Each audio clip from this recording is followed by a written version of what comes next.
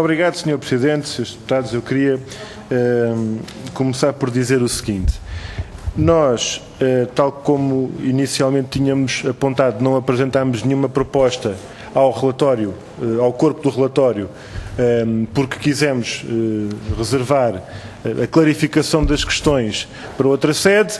Ainda assim, e em função do quadro que tivemos perante a Comissão na passada terça-feira, salvo erro, considerámos que seria um contributo da nossa parte avançar com propostas relativamente à parte específica das conclusões e das recomendações e, portanto, dentro daquele lapso de tempo que tínhamos consensualizado, avançámos com esse contributo, reservando para a declaração de voto, digamos assim, uma posição final e a clarificação de algumas questões que devem ser salvaguardadas, como tínhamos dito, pôr os pontos nos is naquilo que é indispensável.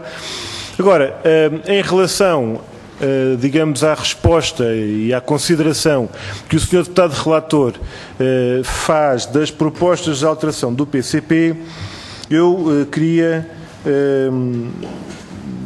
partilhar as seguintes considerações. Há dois níveis e, digamos assim, dois patamares de leitura, de reflexão e de debate na Comissão de Inquérito, desde o princípio até agora. Há mais de um ano que nós temos, por um lado, a questão do debate, ou a questão em debate sobre o tipo de solução, o tipo de opção política, o tipo de solução estratégica que são as parcerias público-privadas.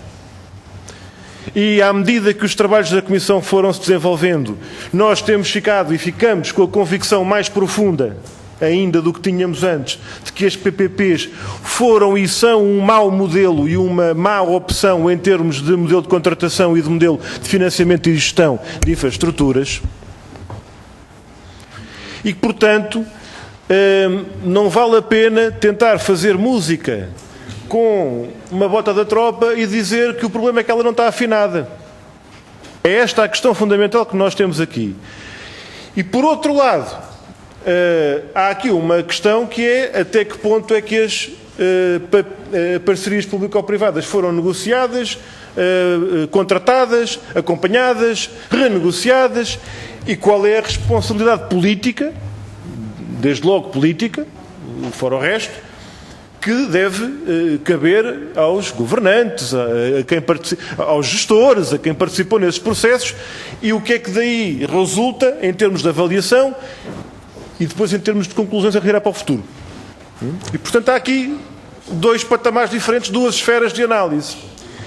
Em relação àquilo que tem a ver com esta última esfera de análise que eu dizia, que é a avaliação daquilo que foi o processo destes mais de 20 anos até agora nesta matéria, nós verificamos que há um conjunto de propostas do PCP que visavam e visam contribuir para um maior rigor da formulação do texto, contribuir para um maior acerto e para identificar situações concretas ou problemas concretos que não podem ficar de fora do relatório.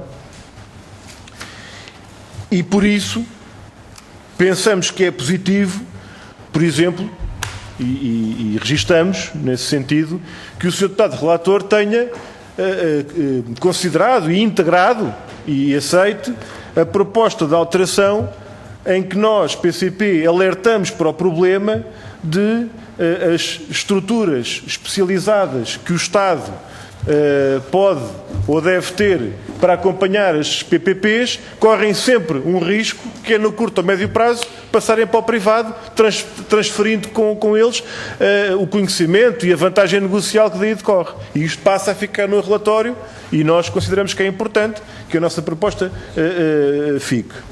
E a mesma coisa no que diz respeito à dependência que tem sido evidenciada ao longo destes anos em relação aos consultores externos, porque depois aquilo que é o trabalho das Estradas de Portugal, por exemplo, ou de outras entidades que têm incumbências em nome do Estado, para a pública, etc., mas principalmente neste domínio, Estradas de Portugal, que foi o exemplo concreto, que têm estas incumbências por parte do Estado, depois dependem muito de consultores privados.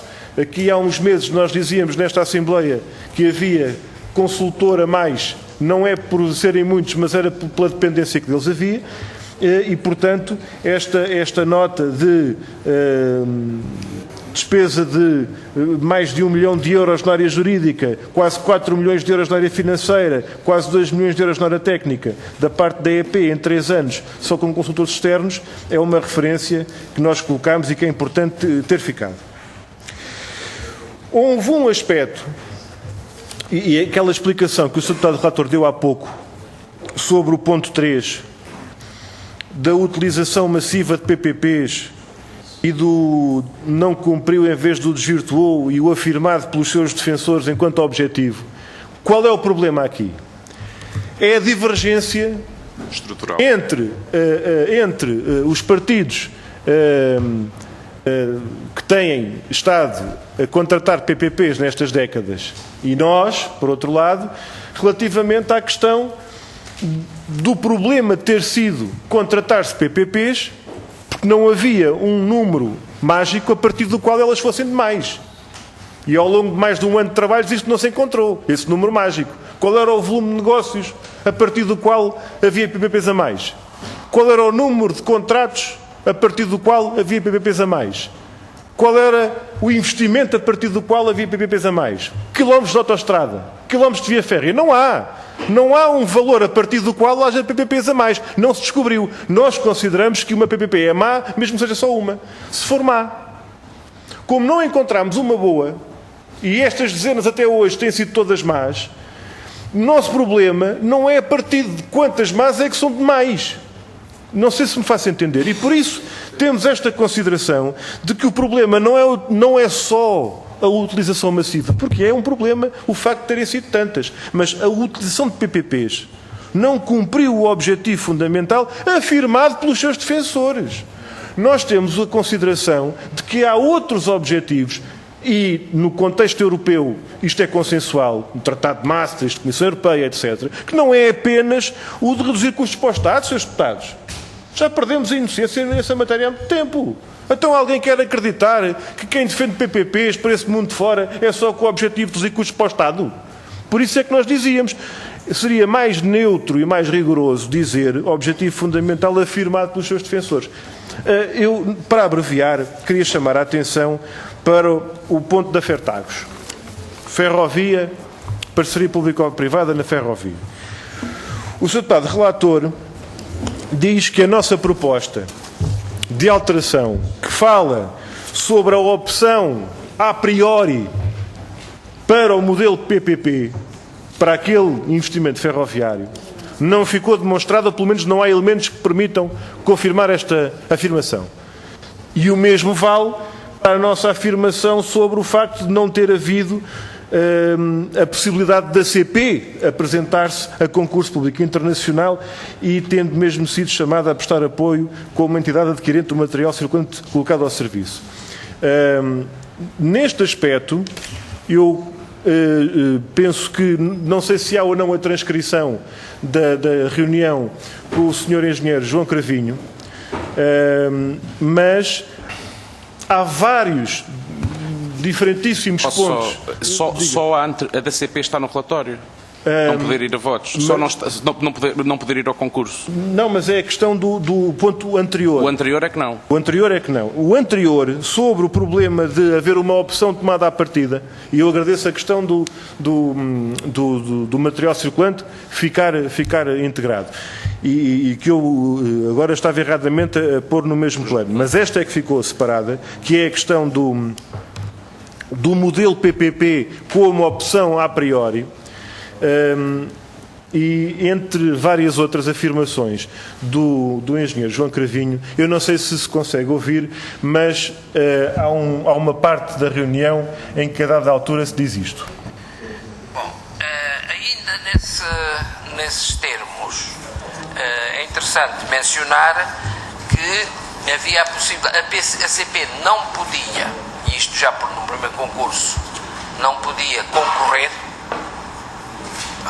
porque o objetivo era precisamente a abertura ao sector privado para ter como que um testemunho, um comparador de prestação de serviço, mas a CP tinha uma concessão, era-lhe dada em concessão Campolide-Pinhal Novo.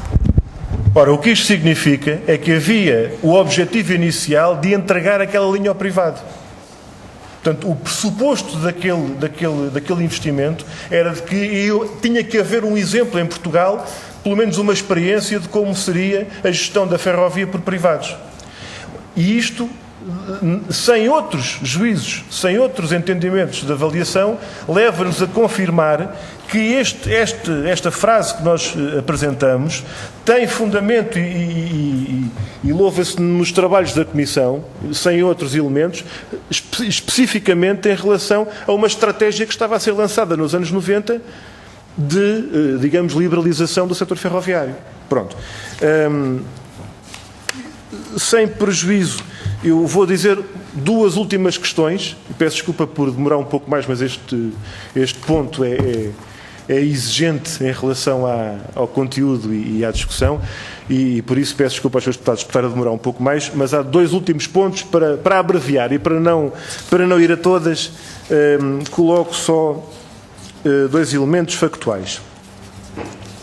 Pedindo aos seus deputados e ao seu deputado relator, em particular, que se possa pronunciar sobre isto que eu acabei de dizer, porque eu acho que é um elemento factual importante sobre a estratégia em relação à Fertagos.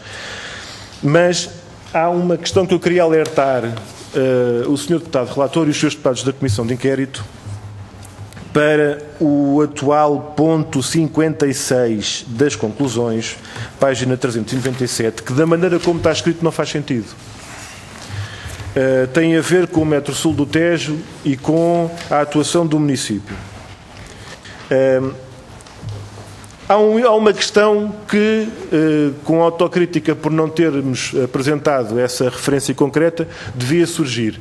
É que não houve aqui propriamente intervenções isoladas de municípios. Houve, desde o início, uma atuação integrada, articulada Almada, Seixal e Barreiro, mas mesmo em termos de fase de construção, houve, quer da parte da Almada, quer da parte do Seixal, enquanto municípios, intervenção e exigências junto do Poder Central para que as questões fossem cumpridas, mas onde não faz sentido o ponto 56 é que o Sr. Deputado Relator integra, e ainda bem, até ver, as questões que dizem respeito ao problema do cumprimento das obrigações da empresa concessionária. Tem razão.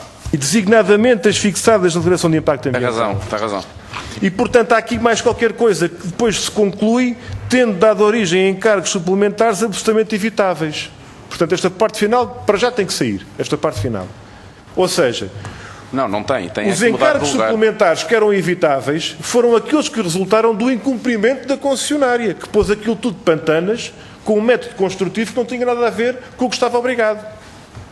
Os encargos adicionais ou suplementares absolutamente evitáveis tiveram a ver com a paragem de obras resultante de não ter sido entregue pela concessionária o conjunto da documentação, designadamente das plantas parcelares, como ficou demonstrado, salvo erro na reunião, que eu já não consegui nesta tarde apanhar os vídeos todos, com a senhora engenheira Ana Paula Vitorino, deputada desta Assembleia, em que, desde plantas parcelares de terrenos que não foram apresentadas devidamente, até o procedimento legal exigível a quem quer ficar com a gestão de terrenos e fazer a sua obra, ora, é daqui que vem o problema e não, como parece ser dado a entender erradamente, com uma espécie de alavanca negocial para conseguir um pouco mais do que aquilo que estava estabelecido. É exatamente ao contrário. É mesmo só para garantir aquilo que estava estabelecido e que a lei é cumprida e que os deveres são cumpridos por parte da concessionária e que aqueles projetos são cumpridos da forma como estavam definidos inicialmente, que há um conjunto de iniciativas, entre os quais as tais moções aprovadas por unanimidade na Assembleia Municipal, de onde partiu depois o conjunto de contactos. E, portanto, eu queria chamar a atenção para a necessidade do texto que o PCP apresentou, que procura repor esse rigor e essa fidelidade aos factos e à verdade, que aliás foram apurados na Comissão, que esta situação aqui deve ser corrigida. E finalmente, senhores deputados e senhor Presidente, em relação à proposta do PCP, eu gostava de sintetizar aquilo que, tendo sido politicamente rejeitado pelo Sr. Deputado Relator, pelas razões que já são conhecidas, que é a tal divergência sobre o modelo PCP, PPP. O modelo PCP também é divergências em relação ao PSD e ao CDS, mas em relação às parcerias público-privadas, nós temos 3 recomendações que não foram aceitas. Essas 3 recomendações têm a ver com a situação atual das parcerias que estão em vigor, digamos assim. Nós consideramos e propomos que seja desencadeado um processo para a extinção das PPPs. Não fazemos questão de que seja tudo pela mesma medida do resgate, porque consideramos que pode haver contratos em que seja aplicável o resgate, outros em que seja mais vantajoso recorrer ao modelo à figura da rescisão e outros à caducidade ou ao sequestro, etc. Há várias soluções jurídicas. Aliás, uma PPP que tivesse a acabar dentro de 1 ano ou 2, mais valia estar quieto e esperar que chegasse ao fim. Não queremos é a renovação daquele contrato. Não queremos é cair outra vez no mesmo problema. Portanto, as PPPs que estão em vigor, do nosso ponto de vista, não devem continuar. Deve-se encontrar a melhor solução jurídica para se pôr fim a esse modelo. E uma coisa muito importante é que o Estado português não pode continuar a ficar cada vez mais dependente das PPPs, porque nós podemos dizer tudo e mais alguma coisa sobre as PPPs que hão de vir. Se o Estado não tiver outra hipótese senão a PPP, porque não tem no setor público e na gestão pública nenhuma capacidade e, portanto, está à mercê do setor privado para aquilo que quiser fazer e, portanto, tem que ir atrás das condições que o setor privado exija, então tudo isto é uma ficção. Tudo isto é uma fantasia. Portanto, aquilo que nós propomos é que haja uma recomendação no sentido de se garantir a capacidade instalada no setor empresarial do Estado, no setor público, que permita recorrer à gestão pública na condução dos projetos, ao invés de se colocar o Estado na dependência dos interesses privados e de modelos como a PPP. Propomos também que, em relação às obras que estão aí, aqueles viadutos que ficaram a meio e aquelas obras que ficaram paradas e que, porventura, há mais desperdício de dinheiros públicos com a obra que foi feita e que fica ali tipo monumento megalítico do século XXI, do que propriamente retomando uma obra, mas adaptando o projeto e corrigindo o projeto para que haja a melhor gestão e uma criteriosa gestão dos recursos públicos. Nesse quadro, em casos como o IP8, o IP2, a Nacional 125, os projetos que ficaram parados e que devem ser retomados, não no sentido exatamente igual ao que estava inicialmente previsto, mas retomando um projeto que seja qualificado ou que seja melhorado, são as propostas que apresentamos. E isto vem também em vários pontos das conclusões em que o Sr. Deputado Relator coloca a ideia da renegociação para melhorar, digamos, a defesa do interesse público, e nós, em contrapartida, propomos e defendemos que não se continue com a PPP, porque estas recomendações têm, de facto, esse problema. É que são no pressuposto de que as PPPs são para continuar. De que as PPPs vão entrar numa nova etapa, como aqueles clubes que dizem este ano é que vai ser, e que a partir de agora correu tudo mal, mas a partir de agora vai correr tudo muito melhor. E nós não temos razões para acreditar que isso seja assim. Há um elemento, digamos, não é uma questão de elemento factual, mas é uma questão de lógica, eu diria, contratual, que é o ponto 8 das recomendações. O ponto 8 das recomendações diz que o Estado deve promover junto dos concessionários um conjunto de mecanismos que impeçam no futuro a existência de benefícios contingentes e ou benefícios sombra. A tomar este modelo de contratação ainda mais transparente.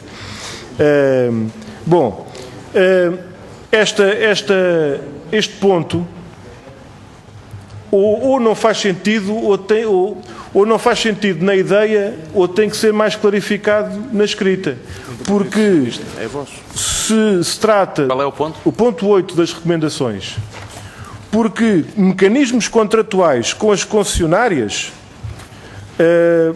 ou é para o futuro, e então aí não é junto das concessionárias, é uma questão quase, digamos, unilateral, é uma regra que o Estado se impõe a si mesmo, ou se impunha a si mesmo, ou então é com as concessionárias de agora, e isso significaria a tal renegociação com uma pergunta, então qual seria a contrapartida? E, portanto, nós, em relação a isto, até de forma coerente com o que propomos, que é acabar com as parcerias público-privadas, em vez de estar a afiná-las ou a tentar o impossível, apresentámos essa proposta. E neste quadro, Sr. Presidente e Srs. Deputados, eu concluo as razões que nos levam a reiterar estas propostas com esta crítica política ao relatório que está subjacente. Muito obrigado. Sr. Presidente, antes de dizer os pontos em concreto, queria só dizer ao Sr. Deputado Helder Amaral que lhe desejo toda a boa sorte do mundo em encontrar uma PPP que seja boa. A gente anda aqui há mais de um ano e ainda não encontrou nenhuma. E esta experiência que nós temos tido em Portugal e este trabalho na Comissão de Inquérito é razão suficiente, cheia de motivos para dizer não a este modelo. E em relação a projetos como aqueles que citou de empreitada e gestão pública, basta a gente pôr-se um bocadinho a imaginar o que seria a Ponte Europa, o aeroporto de Pedras Rubras ou a Casa da Música em parcerias público-privadas, se calhar tínhamos uma situação que dava que pensar. Em relação às referências do Sr. Deputado Relator, eu gostava só de perguntar, em face desta questão da opção política e estratégica do Governo na altura em integrar o setor privado na ferrovia, se esta afirmação que nós colocamos fica ou não no relatório. Mas repare, por isso é que eu digo que não é absolutamente claro que seria uma parceria público-privada, poderia não ser. Podia ser um investimento do Estado sem a participação da CP e gerida por um privado. Nós não sabemos, não é claro da declaração. Seria ser feito sob a forma de PPP, exclusivamente sob a forma de PPP. Mas um investimento financiado pelo Estado e explorado pelo privado é um PPP e foi o que aconteceu. Aquilo é da REFER, a linha é da REFER, é pública. Foi contratualizada sim, mas a PPP pressupõe que possa ser também o privado a construir. Mas aquilo não era o processo... porque a linha era pública. A linha era pública, era e é. E portanto, o que se tratava era de incluir um operador de transporte ferroviário privado, e isso não poderia ser feito com gestão pública. Portanto, em relação à concessão da exploração de transporte, só podia ser uma PPP. De outra forma, o pressuposto que era a integração dos privados não era possível. Portanto, isto não sim, é como ouvir a linha, decorre diretamente. Ouvindo a informação, pode ser incluído no relatório. Isto é importante, eu registro isso. Dito isto, posso passar a dizer quais são os pontos. Era isso mesmo, passar a referir quais são os pontos que vão ser votados separadamente. Então nós vamos deixar para uma fase posterior a questão do ponto 52 e do novo ponto a seguir ao 52, portanto, aqueles dois parágrafos sobre o metro sul do Tejo que nós referimos. Portanto, não coloco agora à votação, porque mais à frente vamos ver como é que se faz em relação ao metro sul do Tejo. Para não colocar todos e para destacar apenas alguns, eu coloco nesse caso, portanto, o novo ponto antes do número 17 já está integrado, disse mesmo agora o Sr. Deputado Relator, sobre a Fertagos. Não está, vai estar. Não está, passa a estar. E por isso eu destaco os pontos número 26 e 28 da Fertagos,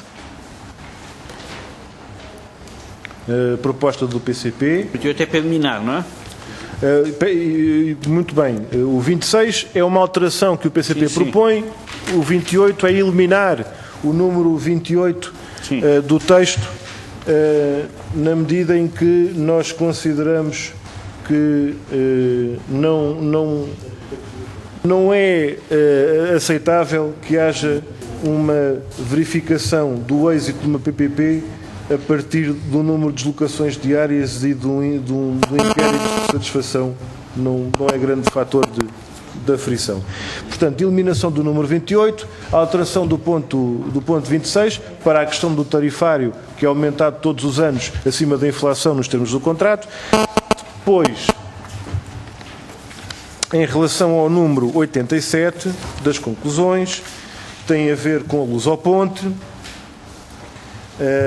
porque nós propomos que fique no texto a dizer que a concessão Lusoponte não respeita nem cumpre a justificação essencial subjacente às parcerias público-privadas da redução dos custos do Estado.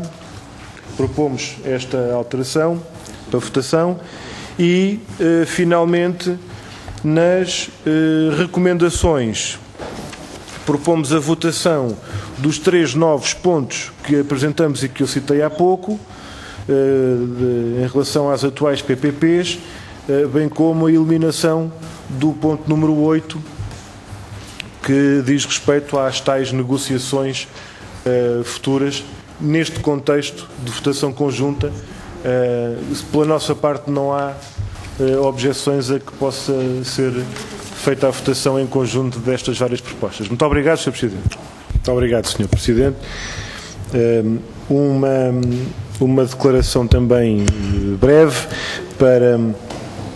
para justificar o sentido de voto do PCP relativamente, e enquanto deputado nesta Comissão de Inquérito, relativamente ao relatório que acabámos de votar. Nós temos dito desde o início que havia um conjunto de elementos, e elementos até factuais e de conclusão decorrentes dos trabalhos desta Comissão de Inquérito, que não podiam ser ignorados. E não podiam ser ignorados nesta experiência que consideramos demasiado grave e que vai ficar na história por ser demasiado grave, que foi o recurso às parcerias público-privadas nos termos em que aconteceu. Nós consideramos que há um elemento que houve quem tentasse passar ao longo deste mais de um ano de trabalhos da Comissão de Inquérito, que foi uma tentativa de confundir parcerias público-privadas com investimento público, como se só houvesse investimento público e só seria possível se houvesse parcerias público-privadas. Não é a mesma coisa. Nós procuramos demonstrar e consideramos que estes trabalhos da Comissão de Inquérito foram, em larga medida, uma oportunidade para confrontar esse preconceito e essa ideia feita, como se as parcerias, a obra feita, fosse tudo a mesma coisa, investimento público, que é necessário retomar e desenvolver e aprofundar com parcerias público-privadas que nós não queremos voltar a ver no nosso país. E queremos aqui sublinhar que, do ponto de vista dos trabalhos desta Comissão de Inquérito, dos factos que foram apurados, das implicações concretas, do prejuízo para o Estado, para o interesse público, que resultam destes negócios que foram sendo realizados pelos sucessivos governos, há lições e ilações que têm que ser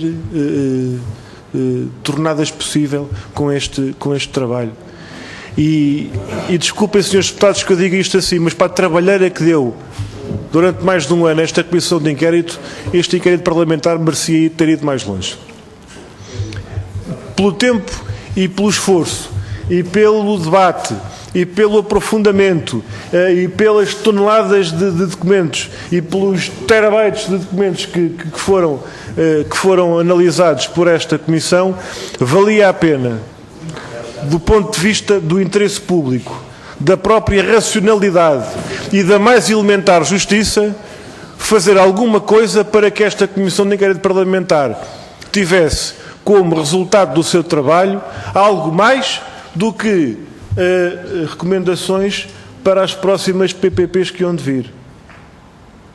Nós continuamos cada vez mais convictos, em função da informação que veio para cima da mesa nesta comissão de inquérito, os elementos factuais que vieram, o resultado concreto, a experiência deste país nas parcerias público-privadas, tem que ter como conclusão, como lição para todos nós, uma situação que é evidente. Pode haver países e recantos deste mundo onde as PPPs possam ser um modelo adequado lá para aquelas terras e para aqueles povos. Para a nossa economia, para um país com as características do nosso, do ponto de vista da sua dimensão, do ponto de vista da sua capacidade económica, negocial, financeira, etc. E, ao mesmo tempo, com o prestígio e a capacidade da nossa engenharia e das nossas estruturas ao nível público, há todas as razões para dizer que se há sítios deste mundo onde as parcerias público-privadas possam fazer sentido, não será em Portugal, com certeza. E então esse modelo de contratação, esse modelo de financiamento e gestão do investimento público, dos recursos públicos, das infraestruturas que têm que estar ao serviço de todos nós e da nossa economia, então tudo isso tem que ser gerido da forma que tem que salvaguardar a gestão mais criteriosa, mais transparente e mais democrática, que é de facto a gestão pública, bem conduzida, o investimento público de qualidade, selecionado e projetado da forma adequada, porque, como nós dizíamos há pouco, aquela ideia de tentar explicar que se andou mais de 20 anos a tentar tocar música com uma bota da tropa e a culpa é de quem não a tinha bem afinada, é uma situação que não convence ninguém. E muito menos que se convença alguém, dizendo a partir de agora quais são as recomendações para que a bota passe a ficar mais afinada. Isto não joga. Aquilo que é preciso é acabar com este modelo, acabar com esta opção e voltar a uma opção de investimento público, transparente, democrático, rigoroso, na gestão pública, para sairmos da situação em que nós estamos. Continuar no mesmo caminho é ir para o afundamento ainda mais grave da nossa economia e do nosso país. Por isso, senhores deputados, é por esta razão que nós votámos contra as recomendações tal como ficaram, pela recusa que os senhores deputados, nomeadamente até em votação concreta, tiveram a incorporar as recomendações que o PCP apresentou, para que se acabe com as PPPs das mais diversas formas do ponto de vista jurídico, para que possa haver investimento até para salvaguardar as populações que têm a esta hora viadutos a meio caminho de serem acabados e obras que foram abandonadas e que deixaram as populações no esquecimento, e para que haja uma capacidade instalada da nossa engenharia, da técnica portuguesa, que é das melhores do mundo e que está a ser enviada para o Médio Oriente, para o Norte da Europa e para a Ásia, à procura de trabalho, desmantelando-se aquilo que são as estruturas do nosso país à conta deste tipo de opções. Senhores deputados, Senhor Presidente, eu queria terminar com a valorização do que foi possível alcançar e o contributo assinalável e digno e que deve ser aqui valorizado e saudado por parte do Sr. Presidente da Comissão. Saudar o Sr. Presidente pela intervenção que teve ao longo de todos estes meses e todas estas audições, procurando e conseguindo encontrar consensos onde seria muito difícil perceber que eles eram possíveis.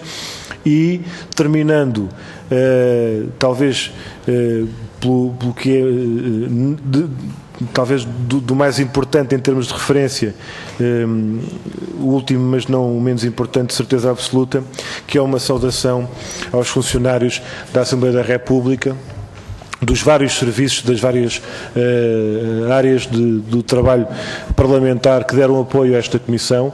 Foi um trabalho muito árduo, muito longo, muito pesado, de grande qualidade, de grande atualidade, respondendo de uma forma cabal e de uma forma altamente competente nos vários serviços, nas várias áreas técnicas desta Casa. Queremos valorizar muito aquilo que foi realizado por parte dos trabalhadores desta Casa e, por isso, a última palavra que fica nesta intervenção e de todas aquelas que são feitas nesta Comissão de Inquérito que agora termina é de valorização dos trabalhadores por aquilo que tornam possível ao funcionamento desta Casa. Muito obrigado.